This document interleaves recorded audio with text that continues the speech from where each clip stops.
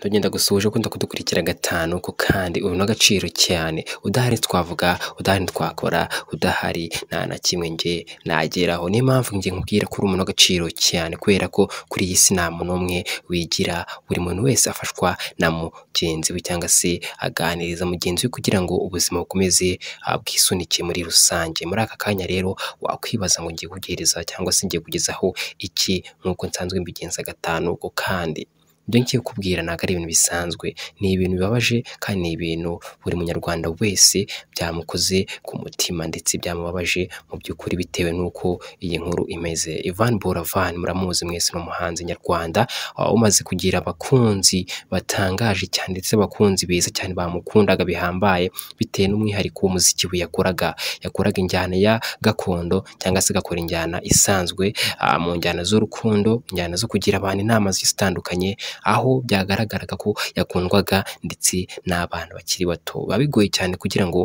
umuntu akundwe n'ingeri zose zibaho, y'abana bato, abakuru, abasheshe akanguhe ndetse n'abantu b'ababyeyi batandukanye cyangwa se n'urungano rw'urubyiruko bangana. Biba ari ibintu bitangaje cyane. Yvan Buravan rero yitabye Imana ni ibintu bidasanzwe, nta bintu byinshi ngomba kubivugaho, nuko njye iyo nshaka kubivugaho nuko yari umuntu utangaje cyane, yari umuntu ukora ibintu byiza kandi indirimbo yose yakoraga yageraga ubutumwa ahereza buri muntu wese. Niba atarigeze wumva indirimbo ze, subira inyuma ugende wumve mu ndirimbo ibyo yagiye akora, urakoramo byinshi cyane.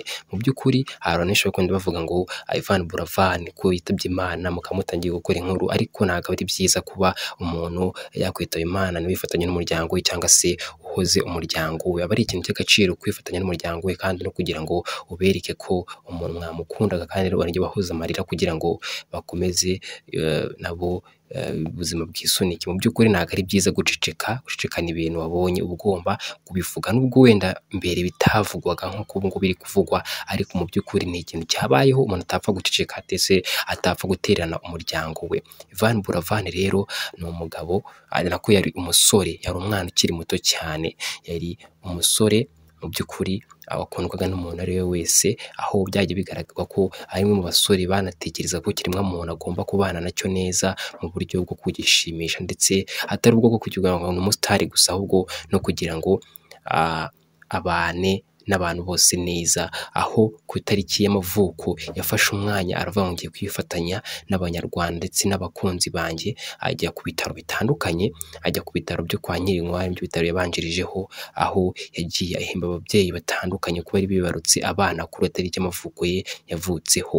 Mu by'ukuri ni ibintu bitapfa gukorwa n'umuntu ari we wese. Arafata inzira ajya no ku bindi bitaro byo bita kwa Faisal, kuri Faisal naho yifatanyije n'ababyeyi batandukanye, abahereza amata, pampa, abahereza ibintu bitandukanye kugira ngo abashe kubabwira ngo bazarere umwana neza, ndetse yifatanya nabo kuri uwo munsi kugira ngo babashe kubereka urukundo, nk'uko atari umuhanzi gusa ahubwo ari n'umuntu uha agaciro ibyo abantu bamukurikiraho. Ndetse akaba yaragiye no ku bitaro bya Muhima, aho naho yahaye ababyeyi batandukanye, ababyeyi bishimye cyane, aho yabahaye pampa zigiye zitandukanye kugira ngo babashe gukomeza kwishima ibigiye bitandukanye. Yvan Buravan rero yari umwe mu bahanzi babanaga neza n'abantu bose. Mu by'ukuri ibi babwirwa n'umuntu umuzi neza, bahuye, niwe wakubwira ko yari umusore wicisha bugufi cyane, ndetse ugira n'urukundo rugiye rutandukanye, ndetse unakunda gusabana, utishyira hejuru, wishyira hasi, ndetse buri muntu wese akaba yamwumva, akaba yamuhereza ibigiye bitandukanye. Njyewe igihe kimwe twahuye nabonye ko ari umuntu udasanzwe, niyo mpamvu njye mvuze ngo muri kano kanya ngomba kwifatanya n'umuryango we, mwihangane cyane kuri uru rupfu cyangwa se kuri ibi byago twagize twese abanyarwanda, si mwebwe gusa, ni twese abanyarwagasabo ndetse n'abantu bo hanze hose bagize ibyago kuri uyu muhanzi ukomeye cyane twakundaga kandi waduherezaga inama zigiye zitandukanye.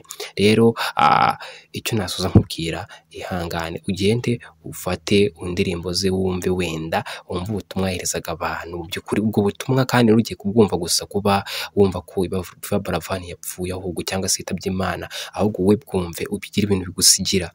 bigire ibintu bigusigira mu buzima bwawe, kubera ko kuri iyi si si iyacu, iyi si ni isi twazanyweho kandi ni isi tuzanataha tuzanayivamo. Mu by'ukuri rero tugomba kubana neza nk'uko ijambo ry'Imana ribitubwira, uba ugomba kwigira kuri buri kintu cyose kibayeho. Kuba Yvan Buravan yitabye Imana ntabwo ari ngombwa ngo nawe ubure icyo bigusigira. Gerageza wige, gerageza umenye, gerageza wumve byagiye bivugwa bitandukanye. Mu by'ukuri njye ntabwo binshimisha cyane kuri iyi nkuru, kuko ntabwo ari ibintu byashimisha buri muntu uwo ari we wese. N'umuntu utamukundaga ngira ngo wagerageza ukumva ubutumwa bwonyine, ubutumwa akazi ke yagakoze, akazi ke yaragakoze mu by'ukuri. Ibyo atakoze kandi mwihangane nawe usigaye uzabikore kugira ngo iyi si yacu tubashe kuyivamo tumeze neza. Murakoze cyane.